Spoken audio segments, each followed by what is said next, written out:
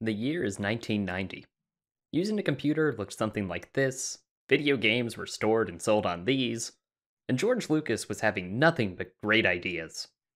This is the environment that gave birth to one of the most iconic and beloved point-and-click adventure games of all time.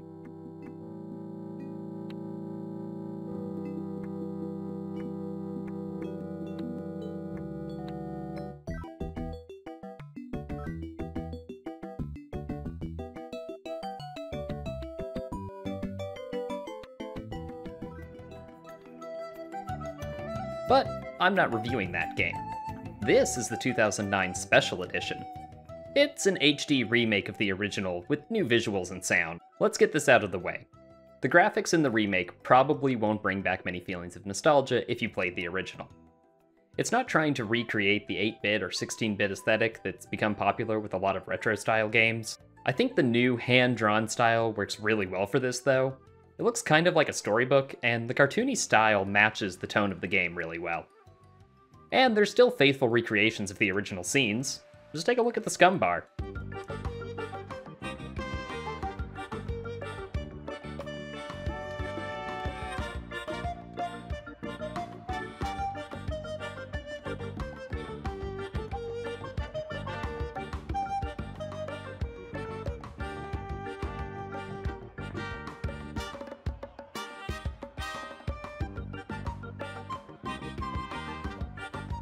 Did I mention the Special Edition added voice acting?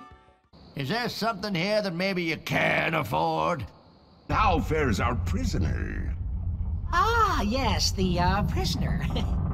We had a little trouble. Are you here for the looting? Yes, looting sounds like fun now that I'm a pirate and all. And do you have reservations, sir? I'm not good enough to be on your crew. I'm not even good enough to swab your decks. This is a huge addition, and most of the main roles are being reprised by the voice actors used later in the series. They also completely remade the soundtrack. Much like the visual upgrade, they remade the soundtrack to be faithful to the original without trying to emulate the technological limitations.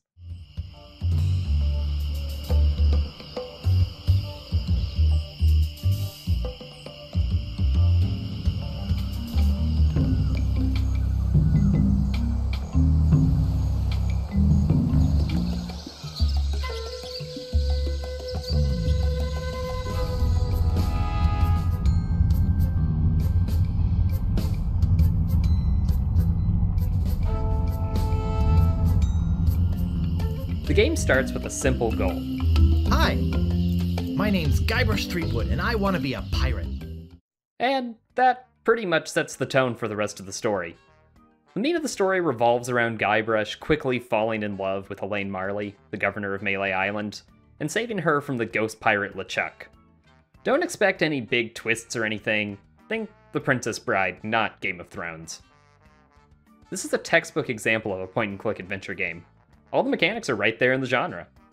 You walk around and interact with the world by clicking on things. You also have to select an action to perform on the objects.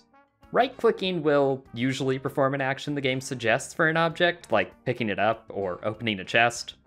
But sometimes you'll need to get specific, like if you want to push or pull an object, or give something to someone else.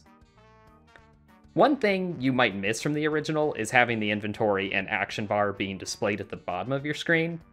Now you have to press a key to open your inventory, and actions use hotkeys, or you can scroll the mouse wheel to switch between actions. It's an extra step, but I see why they did it. The game takes place in 3-ish parts.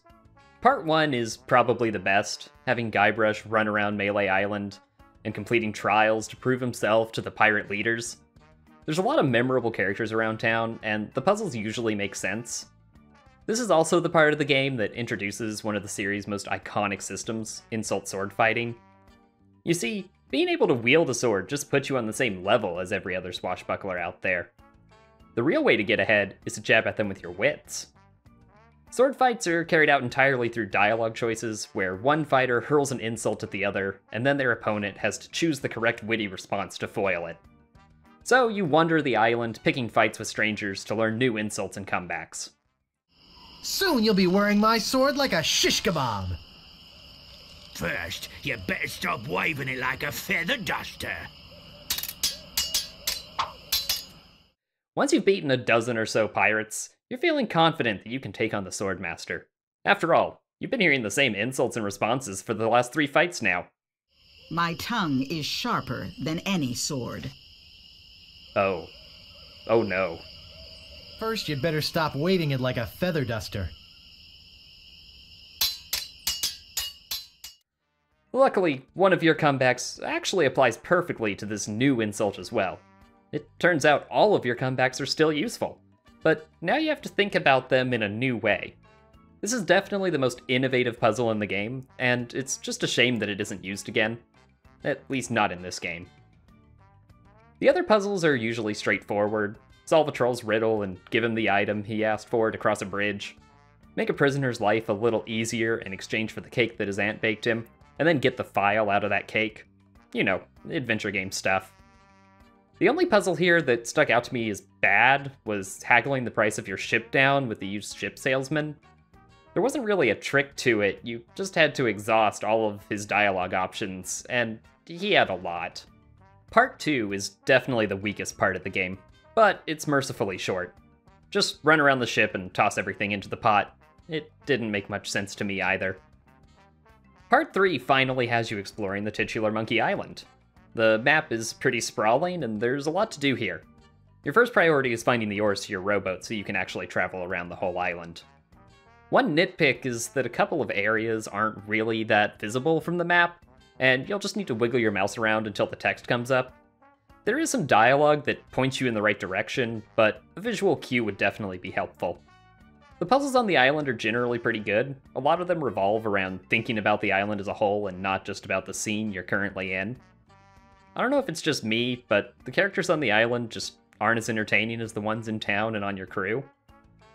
All the characters in the game are fairly one note, so I think you just notice it more when there's so few of them around. The final bits of the act where you're navigating the underground tunnels and sneaking on to LeChuck's ship are pretty straightforward, but have some of the best art in the entire game in my opinion.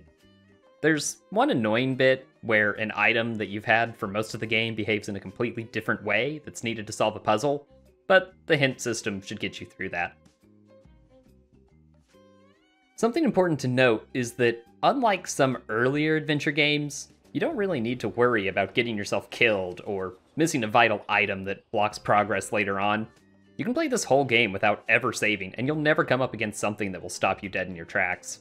If you do get stuck, there's always a way out of it, and the special edition even has a hint key, which is a lot better than the old way of calling the LucasArts hint line for $1.99 per minute. I think they had to change the system so that us millennials could play it. If you're looking for an entry to the point-and-click adventure genre, I don't think you can find a better one than this. It's not the earliest, and it may not even be the best, but there's a reason it's a mainstay for the genre. The whole game should only take about 6 hours to play, so it's not a massive time sink.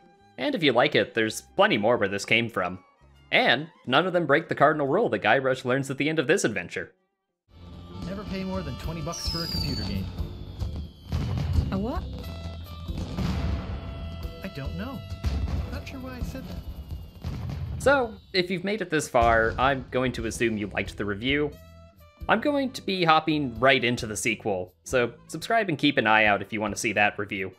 There's actually a lot of adventure games that I want to cover, so expect plenty of this type of content, but don't worry, I'll throw in some other stuff from time to time as well.